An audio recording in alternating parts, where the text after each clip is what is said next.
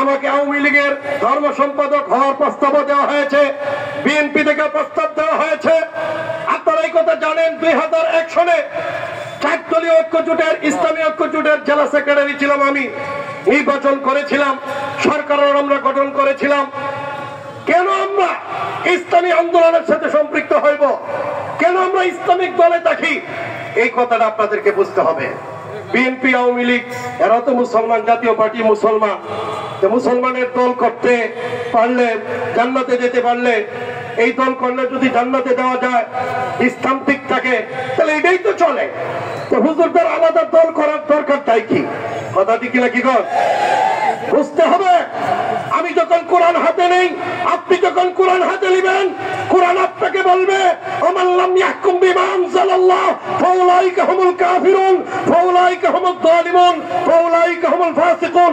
যারা কোরআন দিয়ে দেশ চালায় না, কোরআনের আইনে দেশ চালায় না, আমার আল্লাহ ফতোয়া দিয়েছেন এরা কাফের, এরা ফাসিক, এরা অত্যাচারী, এরা জালেম। আল্লাহর কোরআন বলে ইনিল হুকমু ইল্লা লিল্লাহ, এই পৃথিবী আল্লাহর, ইন্নাল আরদা লিল্লাহি, জমিন আল্লাহর, এখানে আইন চলবে আল্লাহর, কোন মানুষের আইন চলতে পারে না। আজকে এই বাংলাদেশে মুসলমান নামদারি যে সকল দলের রাজনীতি করছে, সেটা আওয়ামী লীগ হোক, বিএনপি হোক, জাতীয় পার্টি, তাদের কিন্তু এই কথার পরিষ্কার ঘোষণা আছে, তারা কোরআনের আইন, আল্লাহর আইন দিয়ে দেশ চালানোর পক্ষে না। কিন্তু মানুষকে বাইল দেওয়ার লাগিল, দুঃখা দেওয়ার লাগিল বলে কোরআন সুন্নাহ বিরোধী কোন আইন পাস করবো না। আপনারা জানেন 69 সনে আওয়ামী লীগ এই কথা বলেছিল, বিএনপি বারবার এই কথা বলে, আরে ভাই কোরআন সুন্নাহ বিরোধী আইন তোমরা করবে না, এই কথা বলো।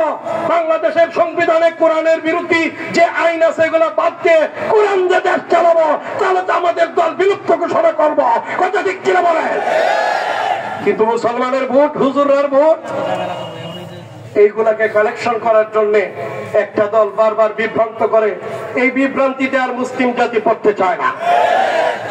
আরেকটা বিভ্রান্তি ছড়ায়, ইসলামিক দল ক্ষমতা আসলে মহিলাদের বুরকা লাগাইতে হবে, দাড়ি রাখতে হবে, হিন্দু ভাই যারা সংখ্যালঘু এদের অধিকার খর্ব হবে।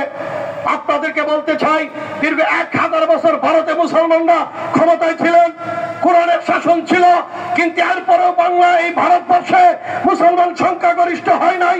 কথা ঠিক কিনা বলে? বাধ্য করা হয় নাই। ইসলাম কোন সময় মুসলমানকে ইসলাম গ্রহণ করতে বাধ্য করে না। আপনাদেরকে বলি, নেত্রকোনার ভাইরা, সাংবাদিক ভাইরা আছেন, বলেন তো দেখি, শ্যামলদা আছেন আমার এখানে, দীর্ঘ সময় এই প্রেস ক্লাবের সেক্রেটারি, বলেন কখনো এই নেত্রকোনার মাটিতে কোন আলেম হিন্দুর বাড়ি দখল করেছে, হিন্দুর কাছে চাঁদাবাজি করেছে? একটা রেকর্ড তাই। কথা ঠিক ছিল বলে? আর বিগত 5 তারিখের পরে কত হিন্দু নির্যাতিত হয়েছে, কত হিন্দুর কাছে চাঁদা উঠানো হয়েছে, কত